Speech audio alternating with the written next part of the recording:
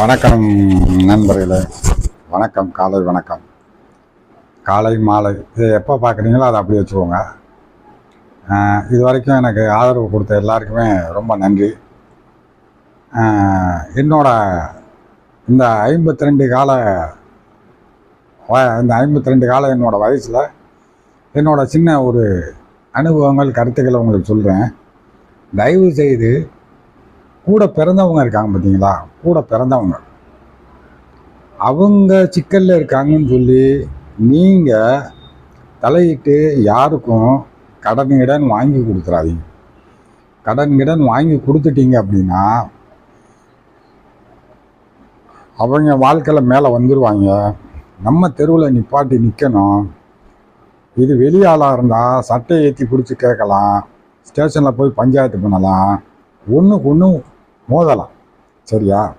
ஆனால் கூட பிறந்தவங்க அக்கா தங்கச்சி தாலி பாசம், தாலி சென்டிமெண்ட்டு, ஐயையோ அப்படின்னு சொல்லி கையை கட்டி போடும். ஒரு சின்ன தொகையாக இருந்தால் சமாளிச்சிடலாம். ஒரு 25 லட்ச ரூபா வரைக்கும் நம்ம அவங்களுக்கு உதவி பண்ணியிருக்கோம், வெளியே நம்ம ஜாமீன் கையெழுத்து போட்டு வாங்கி உதவி பண்ணியிருக்கோம் அப்படின்னு வரும்போது எப்படி இருக்கும் அப்படின்றத யோசிச்சு பாருங்க. எப்படி இருக்கும் அப்படின்றத விட கூட பிறந்தவ, அவள் சகோதரி, அந்த அக்காவாக இருக்கட்டும் தங்கச்சியாக இருக்கட்டும் அப்படின்றவ ஏமாத்திட்டாலே அப்படின்னும் போது அதோட வேதனை, வலி, குமுறல் எந்த இடத்துல கொண்டு போய் ஒரு மனிதன் நிப்பாட்டணும் அப்படின்றதையும் யோசிச்சு பார்த்துக்கோங்க. அப்போ அவங்களாம் நம்ம முன்னாடி காரில் போய்கிட்டு இருக்காங்க, நம்ம நடந்து போய்கிட்டு இருக்கோம்னு வரும்போது அப்போ அந்த பாசம் அப்படின்ற ஒரு வார்த்தையை காமிச்சு எப்படி மோசம் பண்ணிட்டாங்க பாருங்களேன். அப்போ இதெல்லாம் ஒன்றும் எப்படி சொல்கிறதுனே தெரியல. இந்த மாதிரி நிறைய அனுபவம் இதில் பார்த்துக்கிட்டு இருக்க நிறையா பேர் அனுபவப்பட்டிருப்பீங்க. வெளியே சொல்ல முடியாத அனுபவங்கள்லாம் இருக்கும். இதில் நம்ம அக்கா வீட்டுக்காரோ தங்கச்சி வீட்டுக்காரோ இருக்கான் பாருங்க, அவன் கேரக்டர் பயங்கரமான கேரக்டர். இந்த அமைதி படத்தில் வர்ற இருக்குல்ல, அந்த மாதிரி கேரக்டர் உள்ளவங்க இவங்கலாம்.